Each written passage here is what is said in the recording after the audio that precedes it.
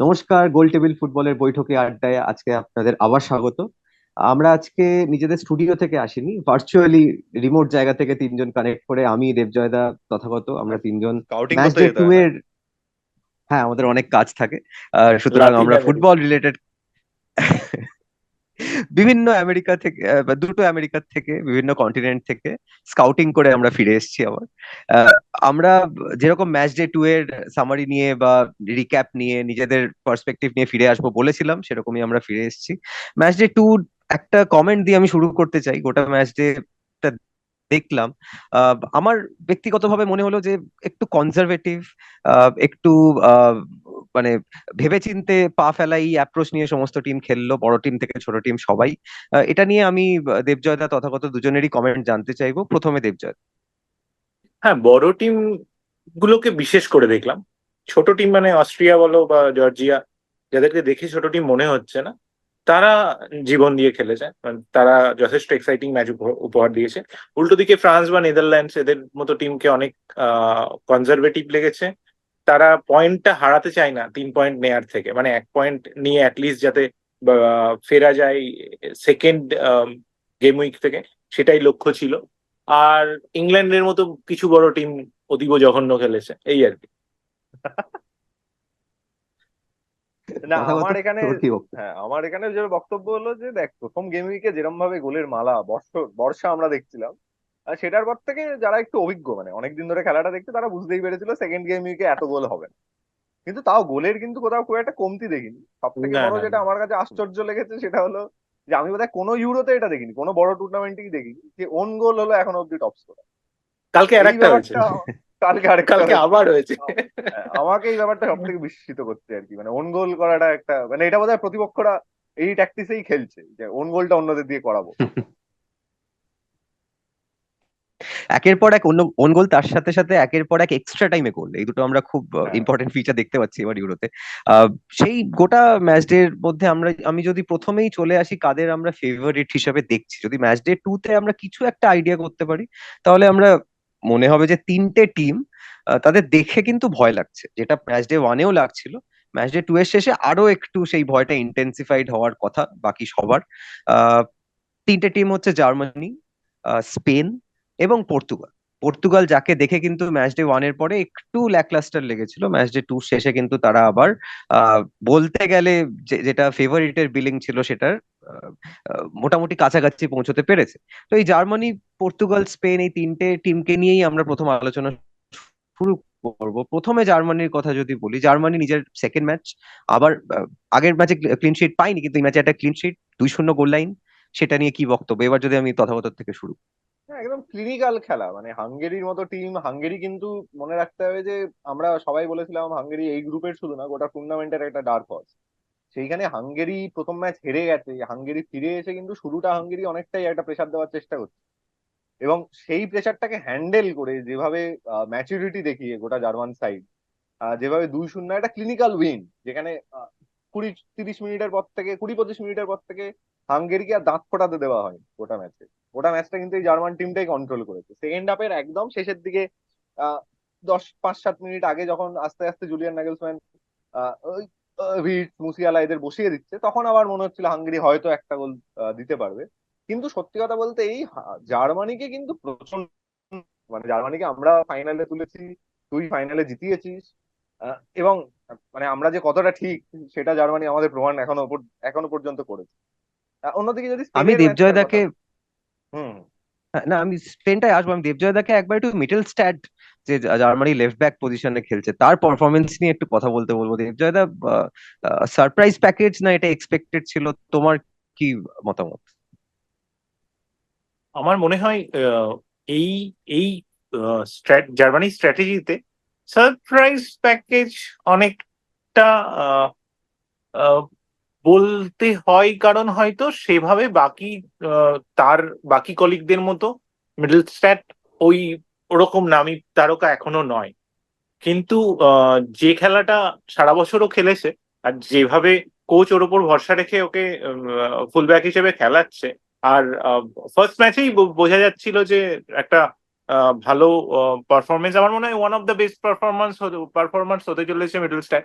খুব মজার একটা কথা তুমি বলেই ওই নামটাই এলো বলে, সব সময় কমেন্টেটররা বলা মারতো আমার কানে আসে মিচেল স্টার্ক। তুমি যদি প্রোনাউন্সটা শোনো, আমার কানে আসে মিচেল স্টার্ক। না, দারুণ। আমি মানে অসাধারণ খেলা মিচেল স্টার্কের। তুমি যদি ওর খেলাটা আমি জানি না, খুব একটা বেশি মানুষ তো আমাদের এখানে বুন্দেশলিগা দেখে না, কিন্তু স্টুটগার্টেও ওর পারফরমেন্স এবছর যথেষ্ট ভালো। আর দুটো ম্যাচে তো নিজের পারফরমেন্স দেখিয়েছে। ওখান দিয়ে তো কোনো বল ক্রস এসেছে বলে আগের ম্যাচে আমার মনে পড়ছে না ওই দিক দিয়ে। শুধু সুতরাং ডিফেন্সিভলি নয়, এই হ্যাঁ, ডিফেন্সের সাথে, অ্যাটাকিং হ্যাঁ, এবিলিটিটাও ডিফেন্সের যথেষ্ট সাথে সাথে যথেষ্ট। অ্যাটাকিং কিন্তু মানে ওই যে গুন্ডোগানের যে গোলটা, ওটা তো মিডল স্ট্যাটে হুম। আছে। হ্যাঁ, তো একদম একদম। আমার মনে হয় যে মিডল স্ট্যাটের এই পারফরমেন্সটা না, এটা অনেক ক্ষেত্রে তোর সিগনিফাই করে হলো জুলিয়ান নাগেলসম্যান ঠিক কিভাবে এই জার্মানি টিমটাকে আবার রিজুভিনেট করেছে। তার কারণ এর আগে যখন এক্স্যাক্টলি। হান্সি ফ্লিক ছিল, তখন কিন্তু হান্সি ফ্লিক সেই একদম যেটাকে আমরা বলি যে যারা বড় নাম তাদেরকে আগে নেওয়ার ব্যাপার ছিল। নাগেলসম্যান এসে কিন্তু প্রথমেই যেটা করেছে সেটা হলো যে নিজের একটা অথরিটি স্ট্যাম্প করার জন্য যারা বেশি ভালো পারফর্ম করবে তাদেরকে আগে টিমে নিয়েছে। না হলে হান্সি ফ্লিকের আন্ডারে কিন্তু এই মিডল স্ট্যাট কখনো চান্স পেতো না। আমরা সবাই ভেবেছিলাম স্লটার ব্যাক হয়তো লেফট ব্যাক খেলবে, কারণ আমরা পডকাস্টে আলোচনা করেছিলাম যে লেফট ব্যাক পজিশনটা অসুবিধে হতে পারে। কারণ তখন আমরা স্কোয়াড জানি না, তখন আমরা জানি না যে ও পুরোপুরি কাকে সিলেক্ট করেছে। মিডল স্ট্যাটকে এই যে নিয়েছে এখানে, আমার মনে হয় যে জুলিয়ান নাগলসম্যান কিন্তু এই ইউরোর, আগে থেকেই আমরা জানতাম, কিন্তু এই ইউরোর একটা বড় ফাইন। আমি এই গ্রুপ এ তে আরেকটা ম্যাচ স্কটল্যান্ড ভার্সেস সুইজারল্যান্ড 1-1 গোলে ড্র হয়েছে, এবং তার ফলে গ্রুপে এখন যে পজিশনে দাঁড়িয়ে আছে, Germany 6, Switzerland 4, Scotland 1, Hungary 0। Scotland আর হাঙ্গেরির খেলা, সুতরাং স্কটল্যান্ডের কিন্তু এখনো একটা আউটসাইড চান্স থেকে যাচ্ছে। স্কটল্যান্ড যদি হাঙ্গেরিকে কোনোভাবে হারাতে পারে, তাহলে স্কটল্যান্ড 4 পয়েন্ট পৌঁছতে পারে। 4 পয়েন্ট নিয়ে সেকেন্ড অথবা বেস্ট থার্ড হিসেবে যেতে পারবে। তথাগত বোধহয় কিছু বলতে চাইছি। হ্যাঁ, এখানে কিন্তু আমরা স্কটল্যান্ডের ম্যাচের পরে যখন ওরা জার্মানির কাছে অতগুলো গোল খেয়েছিল, তখন কিন্তু আমরা বলেছিলাম যে সুইজারল্যান্ড যতই 3 গোল দিক হাঙ্গেরিকে, সুইজারল্যান্ডের খেলা দেখে কিন্তু আমরা অতটা কনভিন্স নই। স্কটল্যান্ড সেখানে কিন্তু এই ম্যাচটা অ্যাকচুয়ালি স্কটল্যান্ডেরই জেতার কথা। ওরা যে সমস্ত চান্স মিস করেছে তাতে ওরা মানে অ্যাকচুয়ালি কিন্তু ওরা 2-3 গোলে জিততে পারতো। এবং এই স্কটল্যান্ড কিন্তু, আমি হাঙ্গেরির খেলা আরেকবার দেখলাম, হাঙ্গেরিকে কিন্তু ওরা আবার ভয় দেখাবে। স্কটল্যান্ড এই ম্যাচটা জিতে 3 নম্বর হিসেবে ফিনিশ করলে, বা জিতে গেলে হয়তো সেকেন্ড হিসেবে ফিনিশ করলে, আমি খুব একটা অবাক হব না। এক্স্যাক্টলি। কিন্তু সুইজারল্যান্ডকে আমরা দেখছি অলরেডি 4 পয়েন্ট নিয়ে মোটামুটি পরের রাউন্ড শিওর করে ফেলেছে, কারণ বেস্ট থার্ড 4 পয়েন্ট নিয়েও যদি হয় তাহলে বেস্ট থার্ড হিসেবে যেতে পারবে পরের রাউন্ডে। কিন্তু এরপর আমরা যেরকম বলছিলাম জার্মানি, স্পেন, পর্তুগাল, আমরা যদি স্পেনের গ্রুপটায় চলে আসি, যেটাকে অনেকের মতে গ্রুপ অফ ডেথ, কিন্তু স্পেন কিন্তু সেই গ্রুপটাকে মোটামুটি একটা নিরামিষ জায়গায় নিয়ে চলে গেছে। মানে স্পেন ইটালিকে হারিয়ে দিল 1-0 গোলে। আহ, এই এটা এই গ্রুপের সব থেকে ইম্পর্টেন্ট ম্যাচ ছিল দেবজয়দা। আহ, ইটালির চান্স কতটা তৈরি করতে পারলো ফার্স্ট হাফের খেলাতে দেখে অনেকটাই ইকুয়াল খেলা মনে হচ্ছিল, খুব ট্যাকটিক্যাল একটা ব্যাটল মনে হচ্ছিল। শেষে স্পেন কিভাবে ম্যাচটা বের করে নিল। দেখো, আমরা যদি প্রথমে স্ট্যাটের দিকে যাই, তুমি যদি শুধু স্ট্যাট দেখো, তাহলে স্পেন 20টা শট মেরেছে গোলে, সেখানে ইতালি মাত্র 4টে শট মেরেছে গোল। প্রথম হাফে যে খেলাটা ইতালি খেলেছিল, খুব ট্যাকটিক্যালি এই স্পেন টিমের সাথে কি যেরকম খেললে স্পেনকে আটকানো যায় সেরকম একটা খেলা ইতালি শুরু করেছিল। সেকেন্ড হাফে সামহাও আমার মনে হলো ওদের ছন্দটা কাটলো। আর এই স্পেনের টিমে তোমরা দুজন আলোচনা করেছো, যেটা প্রধান সমস্যা হচ্ছে স্কোর করা, গোল করা। সেটা সামহাও লাগছে স্পেন আহ, কাটিয়ে উঠতে পারছে। স্পেন কিন্তু অনেক ওপেন স্কোর করার মতো পজিশনে পৌঁছে যাচ্ছে, এবং অলমোস্ট আরো দুটো গোল আমরা এই ম্যাচে, গোলটা খুবই দুর্ভাগ্যজনক ভাবে মানে আর একটা অন গোল যেটা আমরা এই ইউরোতে দেখেই আসছি ক্রমাগত। কিন্তু স্পেন গোল করার মতো আরো অনেকগুলো পজিশন পেয়েছিল। আর একটা প্লেয়ারের কথা এখানে বলতেই হবে এই স্পেনে। আমাকে সবচেয়ে মুগ্ধ করেছে নিকো উইলিয়ামস। নিকো উইলিয়ামসকে আটকানো যাচ্ছে না। নিকো উইলিয়ামস লেফট দিয়ে যেভাবে অপারেট করছে, আহ আমরা ভেবেছিলাম ডোকু ওই খেলাটা খেলবে। ডোকুর থেকে নিকো উইলিয়ামস অনেক বেটার ফুটবল খেলছে এই ইউরো। এবং যে কারণে আমরা দেখছি নিকো উইলিয়ামসের জন্য এই ট্রান্সফার উইন্ডোতে বিভিন্ন প্রিমিয়ার লিগ হিলে যাবে, টিম হিলে যাবে। ঝাঁপাতে শুরু করেছে ইতিমধ্যেই। হ্যাঁ, কারণ আহ, আমি হুম, কারণ খুব বেশি নয় তো নিকো উইলিয়ামসের বিলবাওতে ওর তো খুব বেশি রিলিজ ক্লজ নেই। আর 52 না, মিলিয়ন ডিসক্লোজ না নয়। 54 মিলিয়ন একটা রিলিজ ক্লজ আছে। আমি স্পেনকে নিয়ে যেটা বলতে চাই সেটা হলো যে স্পেন ইটালি দুজন কিন্তু আহ, এখানে কিন্তু আমার যেটা মনে হলো যে ট্যাকটিক্যালি যেখানে স্পেন এই ম্যাচটা থেকে বেরিয়ে গেল সেটা হলো যে খেলাটা যে মানে যে প্রকৃতি নেবে আর কি, সেটা আমরা আন্দাজ করতেই পেরেছিলাম যে আহ, ইটালি একটু ডিফেন্সিভ খেলবে, একটু ডিফেন্সিভ লো ব্লক তৈরি করার চেষ্টা করবে। স্পেন আহ, মানে ইটালি চাইবে যে স্পেন একদম ওদের বক্সের সামনেই খেলুক, বক্সের মধ্যে পেনেট্রেট না করতে পারুক, ওরা সাইডে চলে যাক, সাইড থেকে ক্রস করুক, এটাই ইটালি চাইবে। কিন্তু ওরা যেটা ভেবেছিল যেটা কাজে করতে পারলো না, কারণ আমরা পরিষ্কার দেখতে পাচ্ছিলাম যে এই স্ট্র্যাটেজি নেওয়ার চেষ্টা করছে ইটালিয়ান ডিফেন্ডাররা। সেটা হলো যে ওরা বলটা পেয়েই প্রথমে ওদের যে টার্গেট ম্যান তাদের উদ্দেশ্যে একটা লং বল খেলা। এবার তখন সেই টার্গেট ম্যানকে বলটা ধরে একটু সময় দিতে হবে যাতে নিজের টিমের প্লেয়াররা নিজের কাছাকাছি চলে আসে। সেইটা ইটালি কিন্তু প্রথম ম্যাচেও আমি দেখলাম একেবারেই আলবেনিয়ার সাথে করতে পারছিল না। এই ম্যাচেও আমি দেখলাম যে স্কামাকা স্কামাকা ওই ধরনের খেলোয়াড়ই নয়। স্কামাকা যেই জন্য ওয়েস্ট হ্যামের হয়ে কিন্তু ভালো পারফর্ম করতে পারেনি তার একটাই কারণ যে ডেভিড ময়েস একদম একই সিস্টেমে খেলেন, যে লো ব্লক খেলে তারপরে একটা লম্বা বল, যে বড় চেহারার যে স্ট্রাইকার সে বল হোল্ড করবে, বাকিরা আসবে, সে খেলার মধ্যে তাকে আনবে, যে জন্য মিকেল অ্যান্টোনিও ওয়েস্ট হ্যামে অনেক ভালো পারফর্ম করেছেন। এইখানে কিন্তু যদি ওদের একটা স্ট্রাইকার থাকতো, যে আমরা বারবার বলেছি যে ক্রোয়েশিয়া এবং ইটালিকে ভোগাবে, যে ওদের কোনো একটা নাম্বার 9 নেই, সেইটা কিন্তু আমরা ক্রোয়েশিয়ার ম্যাচেও দেখলাম, এই ম্যাচেও দেখলাম। কিন্তু এই গ্রুপে আরেকটা ম্যাচ আলবেনিয়া ক্রোয়েশিয়া, আমরা আগের দিন আমাদের ভিডিও চলাকালীন এটা নিয়ে কথা বলেছিলাম। এই ম্যাচটা প্রথম ম্যাচ হয়েছিল ক্রোয়েশিয়া আলবেনিয়ার, একদম লাস্ট মোমেন্টে গিয়ে 2-2 ড্র হয়। আলবেনিয়ার জন্য খুব বড় হার্ট ব্রেক আমি বলবো, কারণ আলবেনিয়া এই ম্যাচটা জিতলে একদম পরের রাউন্ডে যাওয়ার জন্য প্রবল দাবিদার হয়ে থাকতো। এখন মনে হচ্ছে না আলবেনিয়ার আর সেরকম কোনো সুযোগ আছে, কারণ স্পেনের সাথে খেলা স্পেনকে হারাতে হবে। আলবেনিয়ার খুবই কম সুযোগ। সেখানে দেখতে গেলে ইটালি ক্রোয়েশিয়া ম্যাচটা একটা নকআউট হয়ে গেল। ইটালি ক্রোয়েশিয়া ম্যাচ যেখানে ক্রোয়েশিয়া যদি জেতে তাহলে আহ, ইটালিকে টপল করে সেকেন্ড পজিশনে চলে যাবে, সুতরাং ক্রোয়েশিয়ার একটা অল আউট গিয়ে ইটালিকে হারানোর একটা অ্যাডেড ইম্পেটাস থাকছে। আমরা দেখে নেব গ্রুপ বি এ কি হয় ম্যাচ ডে 3-তে। এরপরে আমরা যদি চলে যাই গ্রুপ এফ, পর্তুগাল।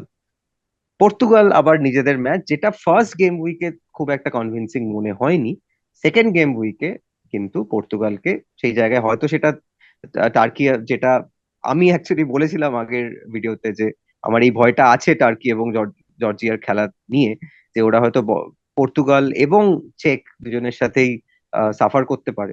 সেই সাফার কিন্তু খুবই করলো টার্কি, এবং বিশেষ করে সেকেন্ড গোল, যেটা আমি মনে করি ওই গোলটাই ম্যাচের কোমর ভেঙে দিল, যে গোলটা হওয়ার কোনো কথাই নয়। আহ, কি বলবে দেবজয় দা থেকে এই পর্তুগাল তার 3-0 ফলাফল? পর্তুগালের যেটা প্রধান, যেটা আমরা খেলার আগে আলোচনাও করছিলাম, পর্তুগাল যেটা প্রথমেই করলো সেটা হচ্ছে আহ, চা- দুটো ফুলব্যাকে আহ, চলে গেল আর মাঝখানে পলিনহাকে খেলালো, যেখানে পলিনহা সিডিএম খেলতে লাগলো আর ভিটিনা আর ব্রুনোর ওপরে দায়িত্ব ছিল ক্রিয়েটিভ ফুটবলটা খেলা। সেখানে অনেকটা চেঞ্জ হয়ে গেল। নুনো মেন্ডেস প্রথম দিন যদি দেখো, ওরা 3টে ব্যাকে শুরু করেছিল, 3টে ব্যাকে 3-4-3-এ শুরু করেছিল। এখানে কিন্তু ওরা 4-3-3-এ শুরু করলো, এবং এটা এফেক্টিভ চেঞ্জ একটা। পলিনহা অসাধারণ খেলেছে। আর ওভারঅল পর্তুগালের তুমি যদি দেখো, যেটা প্রথম চেকের বিরুদ্ধে লাগছিল, চেকের বিরুদ্ধে গোল পর্তুগাল পেয়ে গেছে, ঠিক আছে, কিন্তু তুর্কির বিরুদ্ধে লাগছিল পর্তুগাল গোল করতে পারবে। আর চেকের বিরুদ্ধে আমি তো ক্রিস্টিয়ানো ছাড়া আর কারোর খেলা মনেই করতে পারছি না। এখানে কিন্তু সেখানে অনেকে ভালো খেলেছে, ইভেন ব্রুনো ফার্নান্ডেজের খেলাও আগের দিনের থেকে অনেকটা ভালো। পলিনা ভালো খেলেছে। নুনো বার্নার্ডো মেন্ডেজের সিলভা ভালো ওপরে খেলেছে। বার্নার্ডো সিলভা ভালো না, বার্নার্ডো সিলভাকে নিয়ে যে কথাটা আমরা আগের দিন আলোচনা করছিলাম যে সিটিতে মানে অসাধারণ রোজ 10 পারফরমেন্স দেয় আর পর্তুগালে এসে কি করে। বার্নার্ডো সিলভা ভালো খেলেছে। নুনো মেন্ডেজ কে অসম্ভব অপছন্দ করা সত্ত্বেও নুনো মেন্ডেজ কিন্তু একটা সময়ের পরে খুব খারাপ খেলেনি। আমি জানি না, নিজের এটা আমার কাজটুকু করেছে। পার্সোনাল, নিজের কাজটুকু করেছে। ইভেন সেমেডো তো আমি দেখেই অবাক হয়ে গেছি, পর্তুগাল টিমে এখনো খেলছে। সেমেডো যথেষ্ট ভালো খেলেছে। আমার কোথাও মনে হচ্ছে, এটা তোমরা দুজন বলতে পারবে, মানে তোমাদের মতো আমি শুনতে চাই এখানে, সেটা হচ্ছে আমার কোথাও মনে হচ্ছে লিয়াও ভালো খেলতে পারছেন। আমার রাফায়েল লিয়াওকে নিয়ে আমার এটা বক্তব্য যে রাফায়েল লিয়াও আহ, খুব সত্যি বলতে ক্রিস্টিয়ানোর সাথে ওর একটা কম্বিনেশন প্রয়োজন। রাফায়েল লিয়াও সাফার করছে ভীষণ লেফট ব্যাক পজিশন নুনো মেন্ডেসের জন্য, কারণ নুনো মেন্ডেস যদিও একটা সময়ের পর ভালো খেলছে, কিন্তু নুনো মেন্ডেসের সাথে যেটা আমরা ইংল্যান্ড টিমেও দেখছি, একটা প্রপার লেফট ব্যাক না থাকায় লেফট উইং এ একদম। খেলাটা সচল হচ্ছে না। এবং সেই একই প্রবলেম পর্তুগালকেও সাফার করতে হচ্ছে, এবং রাফায়েল লিয়াওয়ের সাথে লেফট ব্যাকের ভালো কম্বিনেশন হচ্ছে না, ফলে তার থেকে ক্রিস্টিয়ানো বলটাও পাচ্ছে না। আমার সেটা বক্তব্য রাফায়েল লিয়াও নিয়ে তথাগত বলবে, আমি তার সাথে তথাগতকে অ্যাড করতে বলবো যে 38 বছরের একজন ভদ্রলোক, তিনি এখনো একটা ড্রিবল করে মাঠে অপোনেন্ট ডিফেন্ডারকে ফেলে দিচ্ছেন। লেফট ব্যাকে ফেলে আহ তিনি সব থেকে সেলফিশ প্লেয়ার পৃথিবীর ইতিহাসে, গোলের সামনে এসে অ্যাসিস্ট দিচ্ছেন। আমরা কি এটা অন্য ক্রিস্টিয়ানোকে দেখছি, নাকি এটাই আমরা দেখে থাকি সবসময়?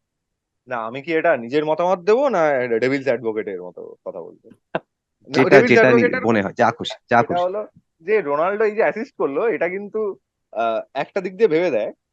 এই অ্যাসিস্টটা করে কিন্তু রোনাল্ডো হলো ইউরোর সর্বকালের সব থেকে টপে চলে গেল অ্যাসিস্টে।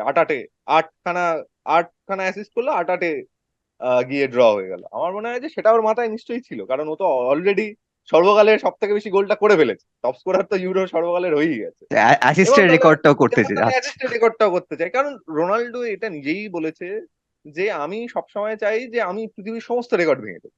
কারণ আমি যদি সমস্ত রেকর্ড ভাঙি, তাহলে বাই ডিফল্ট আমার টিম সমস্ত রেকর্ড ভেঙে দেবে, তাই না? আমার মনে হয় যে রোনাল্ডোর খুব স্ট্র্যাটেজিক খেলা, খুব একদম স্ট্রেট ফরওয়ার্ড একটা মানুষ। ঠিক আছে, যা মনে সেটাই বলে দেয়, কোনো ভনিতা করে না। ও বলেছে আমি সর্বকালে সব থেকে বেশি গোল দিতে চাই, সেটা করে দেখিয়েছে, এবার অ্যাসিস্ট করে ফেললো।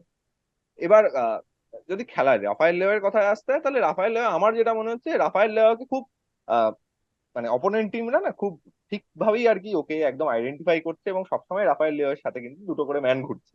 রাফায়েল লেওয়াকে দেখে আমার একজনের কথাই মনে পড়ছে, সেটা হলো একদম 17 বছর বয়সের ক্রিস্টিয়ানো রোনাল্ডোর কথা।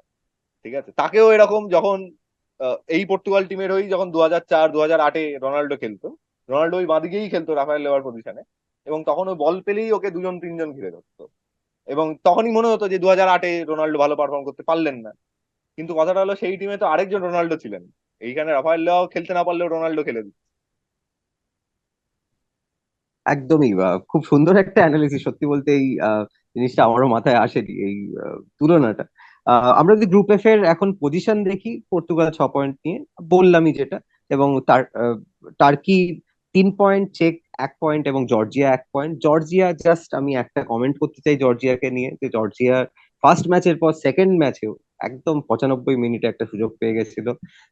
এই ম্যাচটা জিতে গেলে জর্জিয়া পরে ওয়ান্স এগেন অনেকটা আহ, ইয়ের মতোই, এর আগে অ্যালবেনিয়ার মতোই পরের রাউন্ডে যাওয়ার একটা খুব স্ট্রং দাবিদার হয়ে থাকতো, কিন্তু জর্জিয়ার জন্য হার্ট ব্রেকই আমরা দেখতে পাচ্ছি, কারণ পর্তুগালের সাথে খেলা, ইন অল প্রবাবিলিটি জর্জিয়া সেই ম্যাচটা পারবে না। যদি পারে, একটা অসাধারণ প্রত্যাবর্তন বা অসাধারণ একটা আপসেট হতে পারে। কিন্তু আমি পারতেও পারে, তার এরপরে কারণ আমার মনে হয় যে পর্তুগাল যেহেতু পরের রাউন্ডে চলেই গেছে, ওরা একটা সেকেন্ড স্ট্রিং টিমই নামাবে। তো সেইখানে জর্জিয়াকে কিন্তু পুরোপুরি ব্যাপারটা সদ্ব্যবহার করতে হবে, ও সুযোগটা, এবং পারবে। মানে টিমের মধ্যে কিন্তু মশলা আছে, মশলা নেই তা না। দেখা একদম যাক, যদি তারা দেখা যাক। আমরা চান্স গুলো যদি নেয়, উদ্গ্রীব হয়ে অপেক্ষা করে থাকবো যে জর্জিয়া সেটা করতে পারে তাহলেই কিনা। আমরা আমরা তিনজনে সবাই মিলে রুট করবো। জর্জিয়ার ন্যাশনালিটিটা নিয়ে নেবো।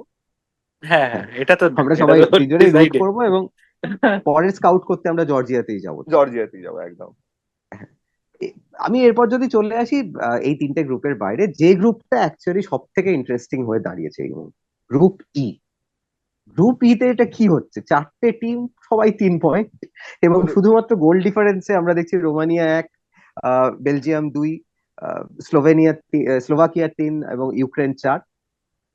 কে হবে, মানে কে উঠবে, কে ফার্স্ট, কে সেকেন্ড, কে থার্ড, আমরা কিছুই বুঝতে পারছি না। বেলজিয়াম হঠাৎ কামব্যাক করে এত ল্যাকলাস্টার পারফরমেন্সের পরে এই ম্যাচ, গেম উইকে 2-0 জিতে ফেললো। ইউক্রেন, যে কিনা রোমানিয়ার কাছে ডেমোলিশড হয়েছিল, সে কোথা থেকে এসে আবার স্লোভাকিয়াকে 2-1 গোলে হারিয়ে ফেললো। সে আবার আমরা হারছিল, বলেছিলাম ইউক্রেন স্লোভাকিয়ার ভালো কাছেও খেলবে। ইউক্রেন কিন্তু হারছিল। হারছিল। স্লোভাকিয়া সেই ম্যাচটা জিতলে শিওর কোয়ালিফাই করে যায়, তারাও জিততে পারলো না। আমরা লাস্ট গেম উইকে দেখছি রোমানিয়া এবং স্লোভাকিয়ার খেলা, বেলজিয়াম এবং ইউক্রেনের খেলা। এইটা বোধহয় কারোর পক্ষে কল করা সম্ভব নয় এই গ্রুপে কি হবে। না, ওই তো না গুরুদেব তো এখানে বলেছিলেন যে এই গ্রুপটা এই গ্রুপ অফ ডেথ, সেটাই তো হচ্ছে, তো গুরুদেবই এই বলুক। হ্যাঁ, আমি গ্রুপে ডিজেকে সেই জন্য হবে, জিজ্ঞেস করবো। হ্যাঁ ডিজে এই বলেছিল একই এই গ্রুপ হবে, গ্রুপটা গ্রুপ অফ ডেথ। গুরুদেবই এই বলুক। গ্রুপটা দেখো, আমি তো বলেছি তোমরা যখন বেলজিয়ামকে ফার্স্ট করছিলে যে এত কি করে ভরসা পাও বেলজিয়ামের ওপরে টাকা ফেলতে। আমার বেলজিয়ামের ওপরে যথেষ্ট ভরসা আছে, ওরা লাস্ট ম্যাচটাও সরিয়ে ফেলতে পারে।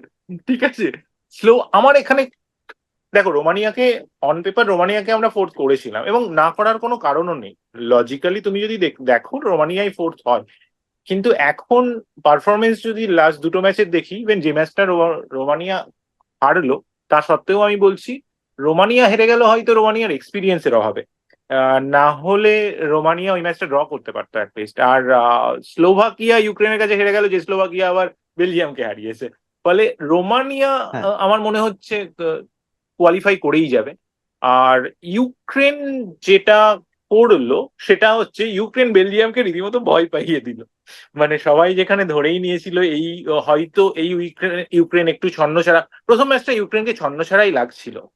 প্রথম ম্যাচটাতে ওদের পুরো খেলাটা, পুরো টিম কম্বিনেশনটা যেটুকু ঝলক দেখা যাচ্ছিল, তাতে ইউক্রেন টিমে অনেকগুলো ভালো প্লেয়ার রয়েছে, তাদের ইন্ডিভিজুয়াল যে ব্রিলিয়ান্স আমরা দেখছিলাম সেরকম কিন্তু এই ফিরে আসে।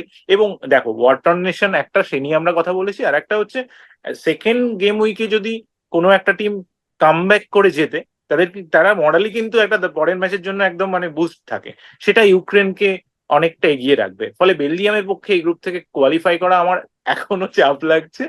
আর যদি সেটা কিন্তু না হয় তাহলে তো তাহলে কিন্তু তো আমি একটা একটা ঘটনা ঘটবে পসিবিলিটি আর এখানে কি। বলতে চাই। আমি একটা হ্যাঁ, পসিবিলিটি এখানে বলতে চাই, যদি দুটো ম্যাচই ড্র হয়ে ড্র যায় হয় তাহলে তাহলে সবাই চায়। কোনো একটা টিম ইউরো থেকে 4 পয়েন্ট নিয়ে পরের রাউন্ডে উঠতে বিদায়। পারবে।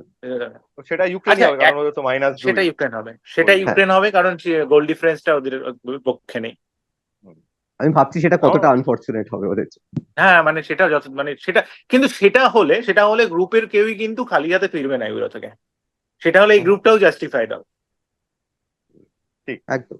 এবং এই গ্রুপটা থেকে মনেই হচ্ছে যে অন্তত 3টে টিম উঠবে। তথাগত কি কিছু অ্যাড করার আছে এই গ্রুপটা নিয়ে আলাদা করে, স্লোভাকিয়ার আমার খেলা মনে নিয়ে হয় বা?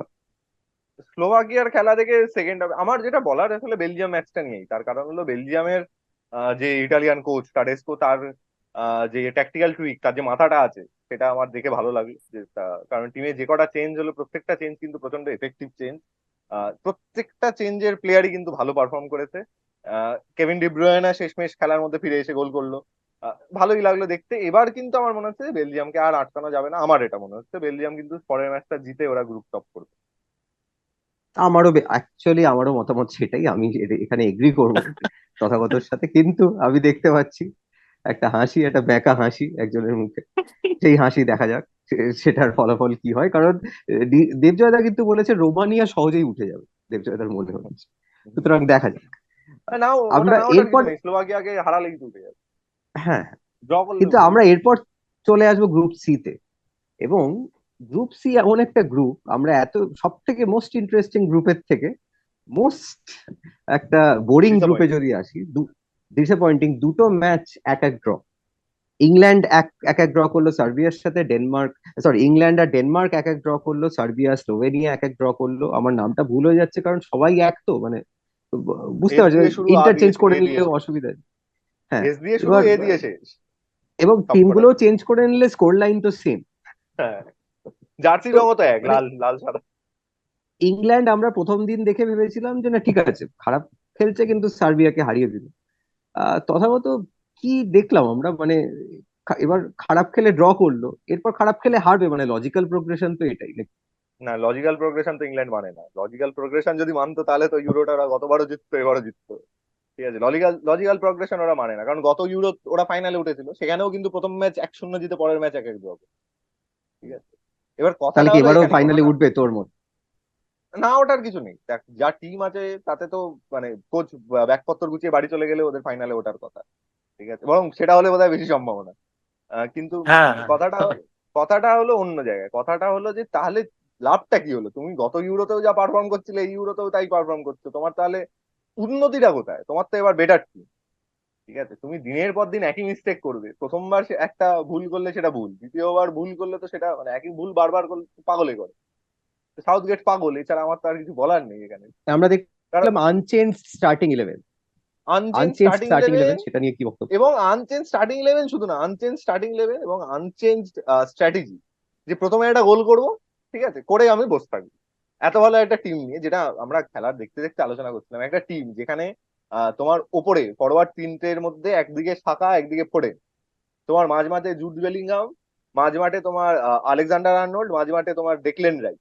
ঠিক আছে, এই যে কটা প্লেয়ারের নাম বললাম, এরা হলো Manchester city, Liverpool, Real Madrid, হ্যাঁ, আর আর্সেনালে খেলে। এবং প্রত্যেকটা টিমের যেটা হলো সিগনেচার স্ট্র্যাটেজি, সেটা হলো অপোনেন্টকে আমরা বল প্রেস করে মেরে ফেলবো, বল গেগেন প্রেসিং। হ্যাঁ, এখানে আমি দেখলাম কেউ প্রেস করছে না, কোনো প্রেসিং এর কোনো না, গল্প নেই, ঠিক আছে, সবাই পিছিয়ে পিছিয়ে আসছে। এবং আরেকটা না, না, জিনিসটা পিছিয়ে আমার না, সব থেকে, পিছিয়ে না, সব থেকে যে পিছিয়ে না, জিনিসটা আমার, হাই লাইন, হাই লাইন, কিন্তু প্রেস করবো ওরে না। বাবা, আরে দেবজয়দা, হাই এই লাইন, মানে ইংল্যান্ডের ট্যাকটিক্যাল খেলা নিয়ে না একটা আলাদা পডকাস্ট করা যায়। আলাদা আলাদা পুরো, এত আমি দু খারাপ ঘন্টা মানে, বকবো। 2 ঘন্টা বলা যায়, ঠিকই বলেছো। হ্যাঁ, আমরা একটা জিনিস দেখলাম যে এই যে ডেকলেন রাইসকে 100 মিলিয়ন দিয়ে আর্সেনাল কিনেছিল, এবং 100 মিলিয়ন দিয়ে কেনার পরে কিন্তু ডেকলেন রাইসকে ওরা জর্জিনিওকে না খেলিয়ে, আর্টেটা কিন্তু ডেকলেন রাইসকে সোল সিডিএম হিসেবে 4-3-3 এর একদম বেস পয়েন্টে খেলিয়ে কিন্তু শুরু করেছিল সিজনটা। তখন কিন্তু আর্সেনাল ভালো খেলছিল না, এবং ডেকলেন রাইসের এই প্রথম 6 মাসের পারফরমেন্স কিন্তু ভালো নয় ডিসেম্বর অব্দি। পরে যখন আর্টেটা এটাকে বুঝলো, যেহেতু ওর মাথায় বুদ্ধি আছে, যে সিডিএম খেলিয়ে ডেকলেন রাইসকে হবে না, একা হোল্ডিং মিডফিল্ডারও খেলতে পারবে না, সাথে একটা জর্জিনিওকে নামালো, তখন কিন্তু ডেকলেন রাইসের পারফরমেন্স হলো মানে প্লেয়ার অফ দ্য টুর্নামেন্ট হওয়ার মতো, player of the premier league হওয়ার মতো পারফরমেন্স। ঠিক আছে, তারপরে এবং এই সব কিছু দেখে শুনে সাউথগেট কি করছে, প্রত্যেকটা যে ডেকলেন রাইসকে সিডিএম খেলাচ্ছে। ঠিক আছে, মানে এইভাবে যদি চলতে থাকে তাহলে আবার ইটস কামিং হোম, যা হচ্ছিল তাই। ইংল্যান্ডের প্লেইং স্টাইল নিয়ে আমি আর বেশি কিছু বলছি না, কারণ আমি ইউনাইটেডের সমর্থক, আমার ওলের কথা মনে পড়ে যাচ্ছে, ওলের কথায় আমি ফিরে যেতে চাই না। কিন্তু এই গ্রুপটা যদি আমরা দেখি, এই গ্রুপে ইংল্যান্ড কিন্তু এখনো সত্যি বলতে খুব স্ট্রং পজিশনে, 4 পয়েন্ট নিয়ে প্রথম। ডেনমার্ক এবং স্লোভাকিয়া, যেটা আমরা স্লোভেনিয়া, আমরা যেটা বারবার বলেছিলাম খুব ক্লোজ হবে ওদের মধ্যে, দুজনেই 2 পয়েন্ট। Serbia 1 point. ডেনমার্ক আর সার্বিয়ার খেলা, ইংল্যান্ড এবং স্লোভেনিয়ার খেলা, এটাও কিন্তু সত্যি বলতে ভীষণ ক্লোজ একটা গ্রুপ। ম্যাচ ডে 3-তে অ্যাকচুয়ালি যা খুশি হতে পারে, যে কোনো টিম ফার্স্ট সেকেন্ড থার্ড পজিশনে শেষ করতে পারে। শেষ একটা গ্রুপের আমাদের আলোচনা বাকি, সেইটা নিয়ে আমি খুব সাম আপ করে দিচ্ছি, কারণ এই গ্রুপটা নিয়ে খুব বেশি কিছু বলার নেই হয়তো। নেদারল্যান্ড এবং ফ্রান্সের ম্যাচ, একটা গোললেস ড্র আমরা দেখেছি, যেখানে দুটো টিমই পরের রাউন্ডে চলে গেছে মোটামুটি 100% শিওর। তার সাথে অস্ট্রিয়া 3-1 গোলে একটা কনভিনসিং ভিক্টরি, রালফ র্যাগনিক 3-1 গোলে পোল্যান্ডকে হারিয়েছে, Poland out of the tournament. Netherland France already almost qualified 4 point নিয়ে, অস্ট্রিয়া 3 পয়েন্ট নিয়ে 3 নম্বরে। অস্ট্রিয়ার সাথে নেদারল্যান্ডের খেলা, আমার মনে হয় এখানে অস্ট্রিয়া যদি একটা আপসেট করতে পারে, তাহলে অস্ট্রিয়া সেকেন্ড হয়ে, আপসেট অফ অল আপসেটস, যেখানে নেদারল্যান্ড ফ্রান্স দুজনেই আছে, অস্ট্রিয়া সেকেন্ড হয়ে কিন্তু পরের রাউন্ডে চলে যেতে পারে। এটা কি মনে হচ্ছে, জাস্ট অস্ট্রিয়ার পারফরমেন্স নিয়ে আমি একটু এখানে জিজ্ঞেস করবো। দারুণ, দারুণ। অস্ট্রিয়া অবাক করেছে বলবো না, আর কোচ সম্বন্ধে তুমি বেটার জানবে আমাদের থেকে, সেটা যাই হোক। কিন্তু লাস্ট ম্যাচে অস্ট্রিয়া যদি নাও জেতে, নেদারল্যান্ডস এর সাথে কিন্তু ওরা ড্র করতেই পারে। আর 4 পয়েন্ট পেলে এখান থেকে ওরা অ্যাটলিস্ট থার্ড টিম হিসেবে তো সেকেন্ড রাউন্ডে চলে যাবে, এবং ওরা ডিজার্ভ করে সেটা। এই গ্রুপে একটা হতাশাজনক পারফরমেন্স, এই নিয়ে আমরা কথাও বলেছি আগে, যে পোল্যান্ড এখানে এই গ্রুপ থেকে কিছু করতে পারবে না, করার কথা ছিলও না, পোল্যান্ড কিছু করতে পারেনি। ফলে ফ্রান্সের জন্য ইজি ম্যাচ, 6 পয়েন্ট ওরা পাচ্ছে এবং ফার্স্ট হচ্ছে। আর ফ্রান্সের যা টিম, জানি না, আগের দিন গোল করার ইচ্ছেই ছিল না এমবাপ্পে, এমবাপ্পে না থাকলেও এই টিমের কিন্তু আসলে ভোগার কথাই না খাতায় কলমে, কিন্তু তা সত্ত্বেও গোল করতে পারলো না। আর প্রথম ম্যাচেও একটা ওন গোলে জিতলো। এবারে সেটা দেখা যাক পোল্যান্ডের ম্যাচে কিছু একটা করতে পারে কিনা রাউন্ড অফ 16-এর আগে, যেটা খুব দরকারি, কারণ সবাই ভাবছে ফ্রান্স কিন্তু অনেক দূর যাবে। মানে তুমি যদি হ্যাঁ, কারণ ফ্রান্স চারটে দুটো ম্যাচ মিলিয়ে এখনো অব্দি কোনো ফিল্ড গোল, মানে নিজেরা কোনো গোল করতে তুমি পারে। তুমি যদি 4টে সেমিফাইনালিস্ট দেখো আমাদের, যদি আমরা যে আলোচনা করেছি, তাতে তোমার ওই জার্মানি ভার্সেস স্পেনটা কনফার্ম, এদিকে ইংল্যান্ড আর ফ্রান্স দুজনেই এখনো নিজের খেলা দেখিয়ে যাচ্ছে। ফলে এখানে কি হবে এখনো বোঝা যাচ্ছে না। আমার এই গ্রুপ তথাগত থেকে, আমার মনে আছে এই হ্যাঁ, নেদারল্যান্ড ফ্রান্সের ম্যাচ নিয়ে শুরু করেছিল যে কারুরই গোল দেওয়ার কোনো ইচ্ছে ছিল না দেখে না, মনে না, হচ্ছে। না, সেটা নিয়েই তুই নেদারল্যান্ডস, যদি জাস্ট কিছু অ্যাড করতে চাস। হ্যাঁ অ্যাড করতে চাই বলতে যে ফ্রান্সের যেটা দেখে আমার মনে হলো, দেখ ফ্রান্সকে কিন্তু মানে এই যে ডিডিআর দেশা ওদের কোচ, ওদের কিন্তু মানে মিডিয়ার একটা অংশ, ফ্রেঞ্চ মিডিয়ার একটা অংশ কিন্তু ডিডিআর দেশাকে বলে ফ্রেঞ্চ সাউথগেট। ঠিক আছে, এবং সেটাই কিন্তু আমরা মোটামুটি দেখতে পাচ্ছি। তার কারণ হলো যে ফ্রান্সের এত নামি দামি প্লেয়ার আছে, সবাই ভালো প্লেয়ার, প্রত্যেকটা পজিশনে দুটো তিনটে করে অপশন আছে, কিন্তু ক্রিয়েটিভ প্লেয়ার কিন্তু কেউ নেই, এটা কিন্তু কেউ বলছে না। ক্রিয়েটিভ প্লেয়ার হলো ওদের সেই গ্রিজম্যান, কন্টে এবং এমবাপে। এবং গ্রিজম্যান আগের দিন যা সব গোল মিস করেছে, সেগুলো আমি জানি না কি করে একটা মানুষের পক্ষে মিস করা সম্ভব। এই ম্যাচের যে একটা টকিং পয়েন্ট হতে পারে আমার মনে হয় যে সেটা হলো ওই রেফারির কন্ট্রোভার্সিটা। সেখানে কিন্তু আমার মনে হয়েছিল যে রেফারির ডিসিশনটা ঠিক ছিল, জাভি সিমন্সের গোলটা আটকানো উচিত ছিল। অনেকের সেটা মনে হতেই পারে যে রেফারির সেই হয়তো অনেকে ডিসিশনটা বলতে ঠিক এখানে নয়। কি দেবজয়দার কথা বলা হচ্ছে? হ্যাঁ, দেবজয়দার আমার সাথে এই নিয়ে একটা তীব্র একটা বিতণ্ডা হয়েছে, সেটার একটা স্ক্রিনশট আমরা নয় কমিউনিটি পোস্টে ট্যাগ করে দেবো, যেভাবে আমরা দুজন মিলে ঝগড়া করি। কিন্তু সব মিলিয়ে যেটা আমার বলার কথা সেটা হলো যে ফ্রান্সকে কিন্তু একটু নড়বড়ে লাগছে, লাগছে না একেবারে তা নয়, বিশেষ করে এমবাপে বিহীন ফ্রান্সকে। এখানে ফ্রান্স শেষ ম্যাচটা যে জিতবেই, এই কথা আমি জোর দিয়ে বলতে পারি। সুতরাং আমরা দেখবো যে এমবাপে পরের ম্যাচে ফিরে আসে কিনা। আমাদের কাছে রিপোর্টস আসছে যে এমবাপে পরের ম্যাচে ফিরে আসবে। সেটা ফিরে এলে আবার অনফিল্ড গোল। ফ্রান্স দুটো ম্যাচে নিজের কোনো প্লেয়ার এখনো গোল পায়নি, সুতরাং আমরা এক্সপেক্ট করছি ফ্রান্স একটা গোল করে পরের রাউন্ডে যাবে। এবং শুধু ফ্রান্সের ম্যাচ নয়, সমস্ত বড় টিম ছোট টিম থেকে শুরু করে যারা ফার্স্ট হওয়ার জন্য আহ, চেষ্টা করছে, সেকেন্ড থার্ড হওয়ার জন্য চেষ্টা করছে, ম্যাচ ডে 3-তে সবকটা ম্যাচই গুরুত্বপূর্ণ। সেই ম্যাচের দিকে আমাদের নজর থাকবে, আপনারাও নজর রাখুন। আমরা যা যা অ্যানালিসিস করলাম, যা যা কন্ট্রোভার্সির কথা বললাম, সেগুলো নিয়ে আপনাদের কি মতামত আমাদের ডিটেলে জানান। আর আমাদের সমস্ত সোশ্যাল মিডিয়া হ্যান্ডেলস ডেসক্রিপশন বক্সে আপনারা পেয়ে যাবেন। আমাদের লাইক, কমেন্ট, শেয়ার, সাবস্ক্রাইব সবকিছু করুন। আমাদের আপনাদের ফিডব্যাক জানান। এবং আমাদের পরের এপিসোড পর্যন্ত, যেটা আমরা আশা করছি আবার স্টুডিও সেট আপ থেকে ফিরে আসবো, আমাদের বলা যায় না, পরের লাতিন আমেরিকা এপিসোড থেকে যদি একটা করতে হয় অসুবিধা নেই। তো আমাদের ম্যাচ ডে 3 এর ভিডিও আসা পর্যন্ত আমাদের সঙ্গে থাকুন।